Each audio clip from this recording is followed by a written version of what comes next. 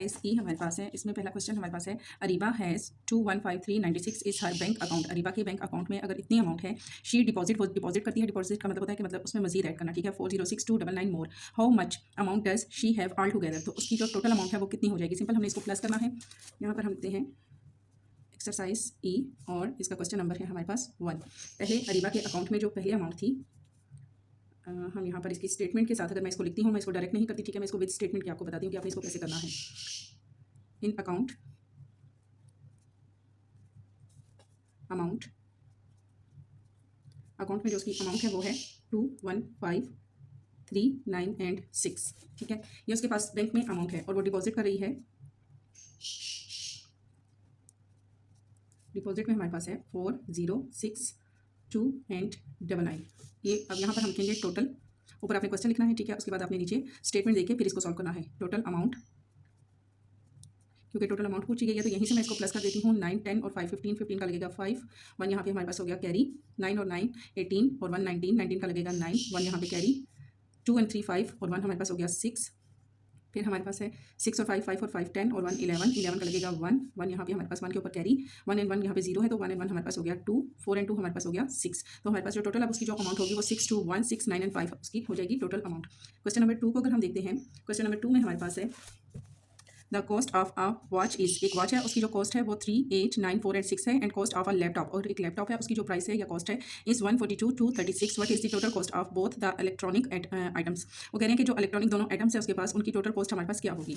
यहाँ पर स्टेटमेंट की अगर हम लिखते हैं तो हम यहाँ लिखेंगे वॉच कॉस्ट 3 8 9 4 एंड 6। इसी तरह अगर यहाँ पर लैपटॉप की देखते हैं, लैपटॉप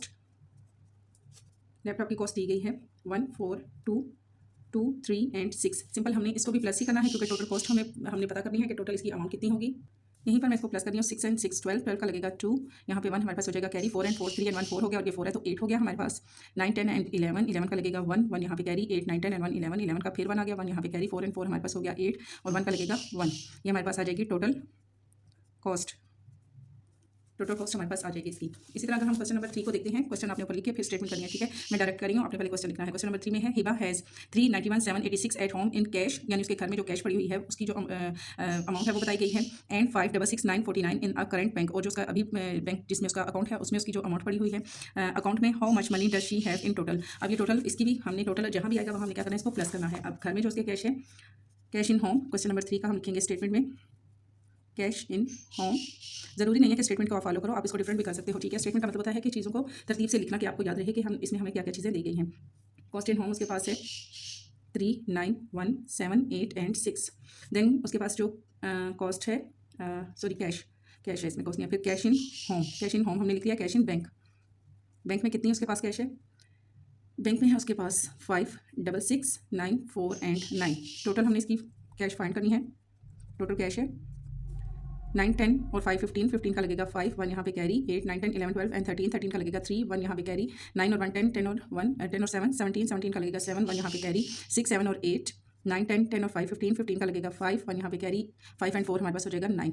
तो टोटल उसके पास जो दोनों अमाउंट मिला के होंगी वो 9 5 8 7 3 एंड 5 उसकी टोटल होंगी।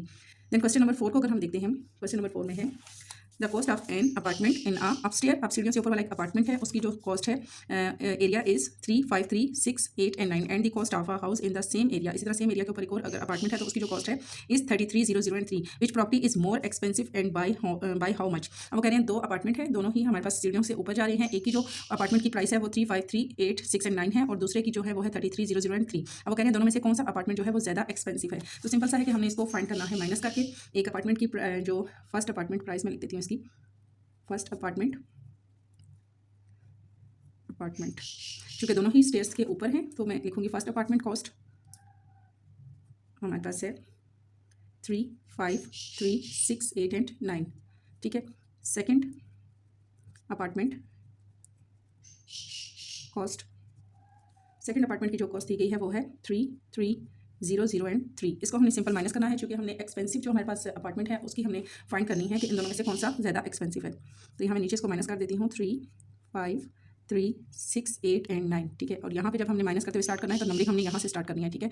3 0 0 एंड 3 3, यहीं से हमें पता चल रहा है कि कौन सा ज़्यादा एक्सपेंसिव है, ठीक है। बट हमने इसको माइनस करना है। 9 में से 3 माइनस किया तो हमारे पास आ जाएगा 6, 8 में से 0 गए तो 8 ही आएगा, 6 में से 0 गए तो 6 ही आएगा, 3 में से 3 गए तो 0, 5 में से 3 गए तो 2 एंड 3 का 3। तो कौन सा अपार्टमेंट हमारे पास ज़्यादा एक्सपेंसिव है?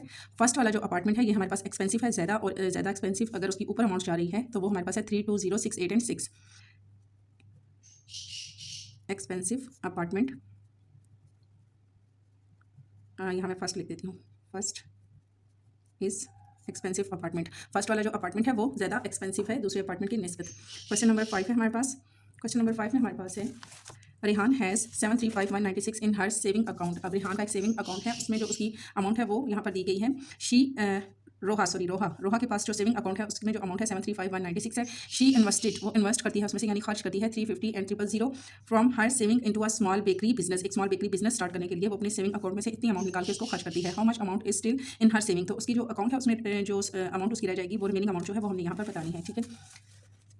यहाँ पर है रोहा की जो सेविंग अकाउंट, रोहा सेविंग उसके पास कितनी थी? रोहा के पास 7, 3, 5, 1, 9 एंड 6, और वो इन्वेस्ट करती है, इन्वेस्टेड 3, 5, 0 एंड 000। अब यहाँ पर इन्वेस्टेड में लिख सकते हैं स्मॉल बेकरी बिजनेस, या इन्वेस्ट लिखते हैं या फिर आप लिखते हैं कि स्मॉल बेकरी बिजनेस में वो इन्वेस्ट करती है। देन हमने देखना है कि उसके जो अकाउंट है सेविंग अकाउंट, उसमें कितनी अमाउंट उसके पास वापस रह जाती है, तो यहीं से मैं इसको माइनस कर देती हूँ। यहाँ पर हमने देखना है, लास्ट में है how much amount is still in her saving, remaining amount उसके पास होगी। 6 में से 0 गया तो हमारे पास आ गया 6, 9 में से 0 गया तो 9, 1 में से 0 माइनस किया तो 1, 5 में से 0 गया तो 5, 3 में से 5 नहीं जा सकते, इसको कट करेंगे, 1 यहाँ पे कैरी लेंगे, यहाँ हमारे पास हो गया 6, 13 में से 5 किए तो 5 और 5 10, 5, 6, 7 और 8, यहाँ पे आ गया हमारे पास 8, और 6 में से 3 गए तो हमारे पास आ जाएगा 3। अब जो सेविंग अकाउंट में उसकी अमाउंट रिमेनिंग है वो है 3, 8, 5, 1, 9 एंड 6। क्वेश्चन नंबर 6 को आगे हम देखते हैं। क्वेश्चन नंबर 6 में हमें कहा गया है कि Rafe is an art collector. अब राफे है वो आर्ट कलेक्टर, यानी कि आर्ट्स की पिक्चर या चीज़ें जो है वो कलेक्ट करता है। And has a painting value as, arts की जो अशिया है वो इकट्ठी करता है, और जो उसकी पेंटिंग की वैल्यू है वो हमें दी गई है 5,934,36। Abbad who is also an art collector has a sculpture which cost 20,000 less than Rafay. अब राफे से 20,000 लेस देन है उसकी राफे पेंटिंग की जो पेंटिंग्स है। Find out the value of Abbad sculpture. तो अब्बाद की जो हमारे पास कैप्चर्स हैं उनकी हमने जो है अमाउंट करनी है, फाइंड करनी है। तो यहाँ पर जो वैल्यू दी गई है, इसकी पेंटिंग वैल्यू हमें दी गई है राफे की, उसमें से हम 20,000 को माइनस करेंगे तो जो आंसर आएगा वो इसका अब्बाद की कैप्चर्स का हमारे पास हो जाएगा। देन यहाँ पे मैं स्टेटमेंट में लिखती हूँ राफे पेंटिंग वैल्यू,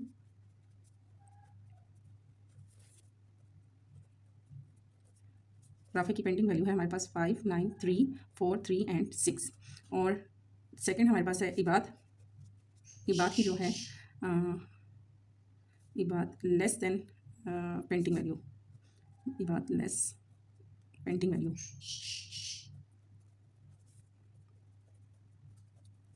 वो है 20,000। यहाँ पे हमने माइनस करना है इन दोनों को, तो यहाँ पर अगर मैं 6 में से 0 डायरेक्ट मैं यहाँ पे कर देती हूँ, 6 में से 0 गया तो 6 ही हमारे पास आएगा, 3 में से 0 को माइनस करें तो 3 आ जाता है, 4 में से 0 को माइनस करें तो 4 आ जाता है, देन 3 में से हम 0 माइनस करें तो हमारे पास 3 आएगा, 9 में से 0 माइनस करें तो हमारे पास आ जाएगा 9, और 5 में से ये यहाँ पे से ये माइनस किया, 4 से ये, 3 से 0 एंड 9 से 2, सॉरी 9 से 2 माइनस किया तो हमारे पास आ जाएगा 7, और 5 का लगेगा 5। तो ये हमारे पास आ जाएगी इबाद की जो पेंटिंग की वैल्यू है वो हमारे पास आ जाएगी यहाँ पर कि इबाद पेंटिंग वैल्यू, ठीक है। तो चूँकि 20,000 लेस देन थी राफे की पेंटिंग से, तो उसको जो अमाउंट उसकी जो टोटल बनेगी वो 5, 7, 3, 4 एंड 36 बनेगी। क्वेश्चन नंबर 6 के बाद हम देखते हैं क्वेश्चन नंबर 7। क्वेश्चन नंबर 7 में कहा गया है a farmer has 17848 apple tree on his farm. एक फार्मर है, उसके जो फार्म में एप्पल्स के ट्री हैं वो 178, 4 एंड 8 है, एंड ईच ट्री प्रोडक्ट, और हर दरख्त जो है वो प्रोडक्ट देता है, यानी कि वो उसके ऊपर उगते हैं 230 apple in a harvesting season. Cutting के सीजन जब आता है तो उसमें हर दरख्त के ऊपर 230 एप्पल्स जो हैं वो उसको रिसीव होते हैं या वो उगाता है और उसे मिलते हैं। How many Apple will the farmer collect in total. तो फार्मर जो है वो कितने एप्पल्स जो है वो कलेक्ट करता है। तो सिंपल हमने इसको मल्टीप्लाई करना है। हमारे पास जो है टोटल एप्पल ट्रीज हमारे पास है 1, 7, 8, 4 and 8, and each tree produce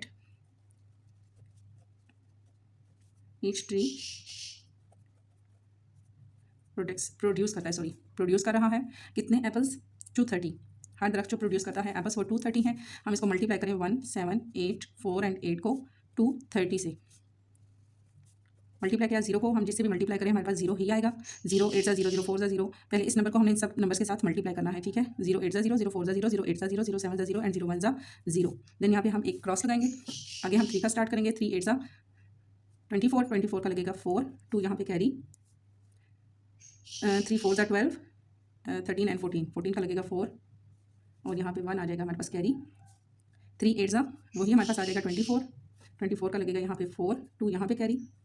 3 7 ज़ा 21, 23 और आ जाएगा 21, 22 एंड 23, 23 का लगेगा 3, 2 यहाँ पे कैरी आ जाएगा। 3 1 ज़ा 3 और 1 इसमें 2 प्लस किया तो आ जाएगा हमारे पास 5। देन मजीद नीचे लेके जाएंगे। तीसरे नंबर को हम देखेंगे तो 2 दफ़ा हमने क्रॉस लगाना है। 2 8 ज़ा 16, 16 का लगा 6, 1 कैरी। 2 4 ज़ा 8 और 1 9। 2 8 ज़ा 16, 16 का लगा फिर 6 और 1 कैरी। 2 7 ज़ा 14 और 1 15, 15 का लगेगा 5, 1 कैरी। 2 1 ज़ा 2 एंड 3, 1 प्लस किया तो 3। अब इन सबको हमने नीचे प्लस करना है। 0 का 0, 4 का 4, 4 एंड 6 10, 10 का लगेगा 0, 1 कैरी। 9 10 और 4 14, 14 का लगेगा 4, 1 यहाँ पे कैरी। 6 एंड 3 एंड 1 4 हमारे पास 10 हो गया। 10 का लगेगा 0, 1 कैरी। 5 एंड 5 10 और 1 11, 11 का लगेगा 1, 1 यहाँ पे कैरी। 3 एंड 1 हमारे पास हो गया 4। तो ये हमारे पास इसके आ जाएंगे टोटल एप्पल्स। देन लास्ट हम इसका 8 वाला देख लेते हैं। क्वेश्चन नंबर 8 में हमारे पास क्या है। क्वेश्चन नंबर 8 में है a factory produce 3 to 764 bars of chocolate each week. हर हफ्ते एक फैक्ट्री जो है वो इतनी चॉकलेट्स बनाती है। How many chocolate will they produce in 47 week. 47 week में वो कितनी चॉकलेट्स जो है वो बनाएगी। इसको भी हमने मल्टीप्लाई करना है। ईच वीक हम लिखते हैं पहले, each week produce chocolate, chocolate भी लिख देते हैं, इज इक्वल टू 3 2 7 6 एंड 4 और 47 week produce chocolate is equal to, हमने इसको 47 से मल्टीप्लाई करना है तो मैं इसको यहाँ पे कर लेती हूँ 3 2 7 6 एंड 4। देन हमने मल्टीप्लाई करना है 47 से। 7 4 ज़ा 28, 28 का लगेगा 8, 2 कैरी। 7 6 ज़ा 42 एंड 44 और 44 का 4 लगा, 4 यहाँ पे हमारे पास कैरी। 7 7 ज़ा 49, 50 एंड 53 यहाँ पे लगा 3, 5 यहाँ पे कैरी। 7 2 ज़ा 14, 15 16 17 18 और 19, 19 का लगेगा 9, 1 यहाँ पे कैरी। 7 3 ज़ा 21 एंड 22। देन 4 4 ज़ा 16, 16 का लगेगा 6, 1 कैरी। 4 6 ज़ा 24, 24 एंड 25, 25 का लगेगा 5, 2 कैरी। 28 29 एंड 30, 30 का लगा 0, 3 यहाँ पे कैरी। 4 2 ज़ा 8 9 10 एंड 11, 11 का लगेगा 1, 1 यहाँ पे कैरी। 4 3 ज़ा 12 एंड 1 हमारे पास हो गया 13। प्लस करें तो 8 4 एंड 6 10, 10 का लगा 0, 1 कैरी। 5 एंड 4 9, 9 का 9, 2 1 3, 3 एंड 2 5 एंड 1 का 1। तो टोटल जो एप्पल्स उसके होंगे वो हमारे पास होंगे कितने, 47 वीक्स के 1 5 3 9 9 0 एंड 8। ये हमारे पास हो जाएंगे इसके टोटल एप्पल्स।